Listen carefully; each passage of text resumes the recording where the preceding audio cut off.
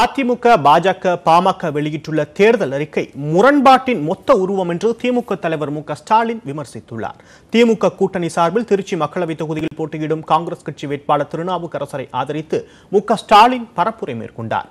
அப்போது பேசிய அவர், அண்ணா உயிரோடு இருந்திருந்தால் காங்கிரஸ் கட்சியின் தேர்தல் அறிக்கையை பார்த்து ராகுல் காந்தியை உச்சி முகர்ந்திருப்பார் என்று பாராட்டினார். எதிரணியின் தேர்தல் அறிக்கையை விமர்சித்த ஸ்டாலின், நீட் 7 பேர் விடுதலை தொடர்பான அதிமுகவின் கோரிக்கையை பாஜக ஏற்குமா என்று கேள்வி எழுப்பினார்.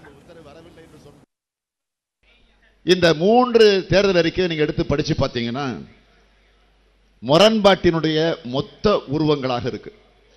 உதாரணத்துக்கு சொல்லணும்னா, காஷ்மீர் விவகாரம் குறித்து பிஜேபி சொல்றத இவங்க ஏத்துக்கிறாங்களா?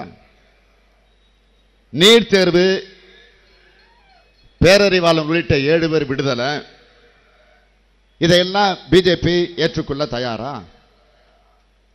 அதனால்தான் சொல்லுகிறேன், அதிமுகவினுடைய கூட்டணி என்பது அது கொள்கை அளவில் உருவான கூட்டணி அல்ல. அதிமுக கூட்டணியை பொறுத்த வரைக்கும் சொல்லணும்னா அது ஒரு கொள்ளை கூட்டணி. கடந்த முறை வெற்றி பெற்று நாடாளுமன்றத்திற்கு சென்ற 37 அதிமுக எம்பிக்களால் என்ன பயன் கிடைத்தது என்று கேள்வி எழுப்பிய ஸ்டாலின், அதனை முதலமைச்சர் விளக்க முடியுமா என்றும் வினவினார். அந்த 37 எம்பிக்கள் நாட்டுக்கு என்ன செஞ்சிருக்கிறாங்க, இத முதலமைச்சர் தயவு செஞ்சு சொல்லணும். என்ன செஞ்சு கிழிச்சு இருக்கிறாங்க,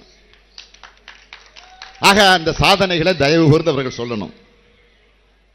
எதற்காக நாடாளுமன்றத்தில் அவர்கள் வாதாடி இருக்கிறார்களா? நாடாளுமன்றத்தில் தமிழகத்தினுடைய பிரச்சனைகளை பற்றி அவர்கள் சுட்டிக்காட்டி இருக்கிறார்களா? தமிழகத்தினுடைய நிதியாவது அவர்கள் முறையாக பெற்று தந்திருக்கிறார்களா? காவேரியின் குறுக்க மேகதாது அணையை தடுத்திருக்கிறாங்களா இந்த 37 எம்பிக்கள்? கடந்த முறை அதிமுகவின் சார்பில் 37 எம்பிக்கள் வெற்றி பெற்று நாடாளுமன்றத்திற்கு சென்று தமிழ்நாட்டுக்கு என்ன பயன் கிடைச்சிருக்கு?